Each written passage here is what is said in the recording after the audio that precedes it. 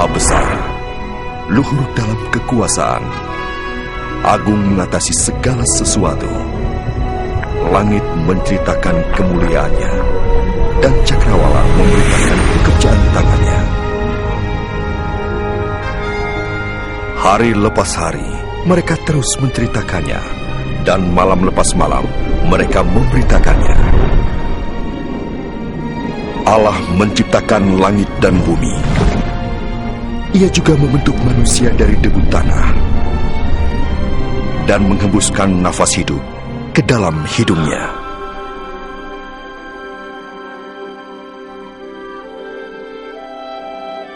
Allah menciptakan laki-laki dan perempuan menurut citranya, agar mereka dapat berhubungan dengannya. Awalnya, manusia menghormati dan memuliakan Allah, serta hidup selaras dengan kehendaknya.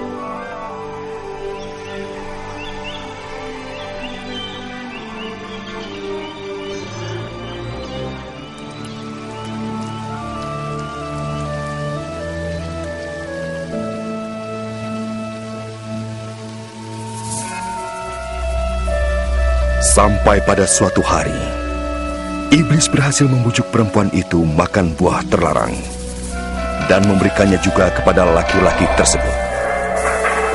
Akibatnya, manusia mendurhaka terhadap Allah dan mengikuti jalannya sendiri.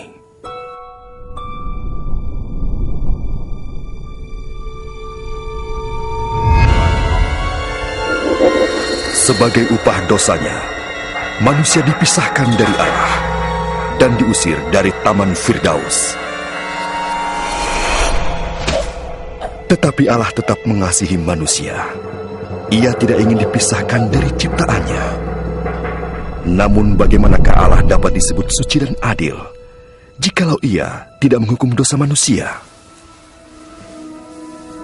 Di dalam kitab suci, Allah menyatakan rencananya untuk menyelamatkan dunia dari hukuman.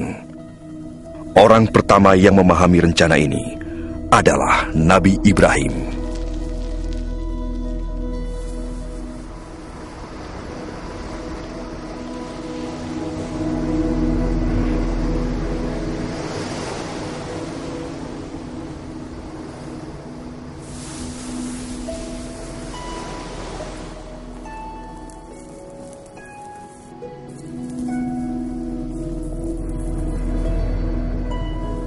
Nabi Ibrahim adalah orang yang benar.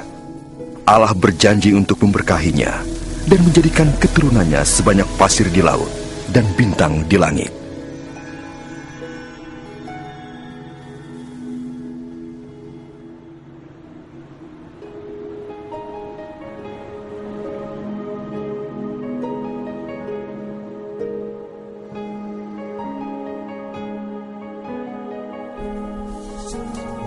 Untuk menguji ketaatannya, Allah meminta Nabi Ibrahim mempersembahkan anaknya sebagai kurban kepada Allah.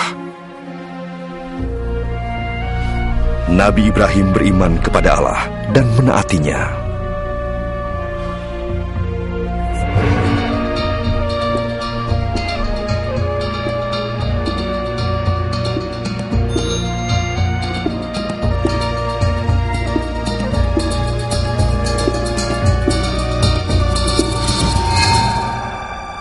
Tetapi waktu ia mengangkat pisau untuk membunuh anaknya, malaikat Allah menghentikannya.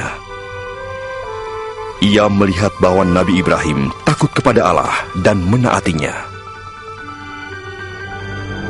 Kemudian Nabi Ibrahim melihat seekor domba jantan yang tanduknya tersangkut dalam belukar. Dan ia mengorbankan domba jantan itu sebagai pengganti anaknya.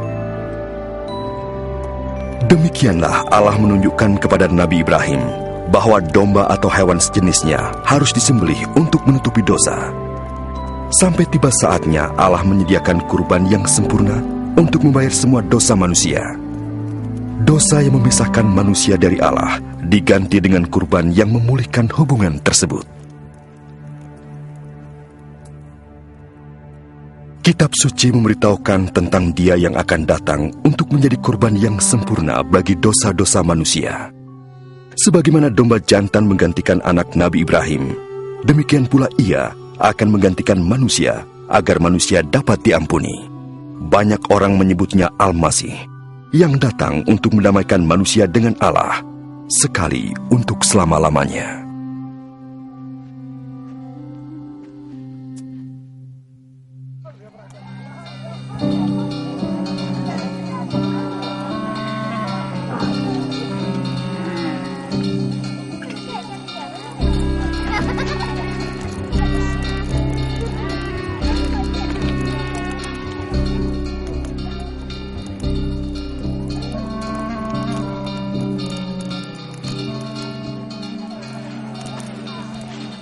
Para nabi telah meramalkan secara rinci banyak hal tentang Al-Masih, beratus-ratus tahun sebelum kedatangannya.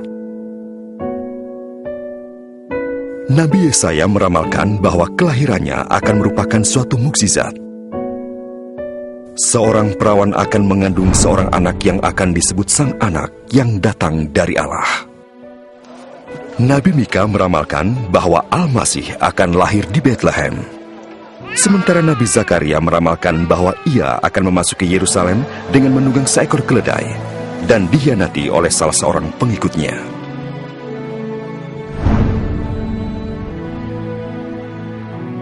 Nabi Yesaya meramalkan apa yang akan dilakukan oleh Al-Masih ketika ia datang. Dia yang dipilih Allah akan menyampaikan kabar baik kepada yang tertindas, membalut hati yang hancur, membebaskan para tawanan, dan mengumumkan tahun rahmat Allah kepada umatnya.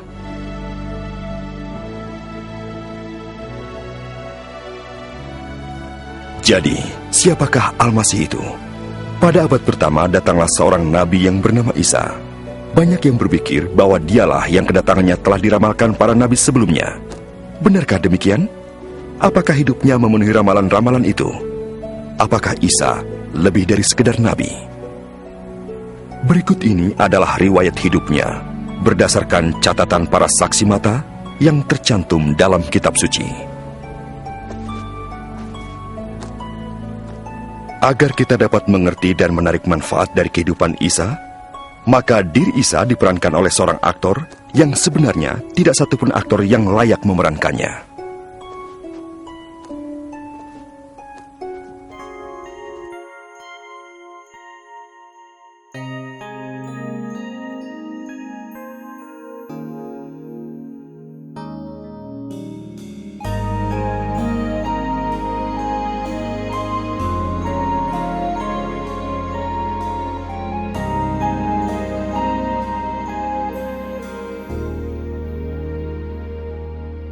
As little children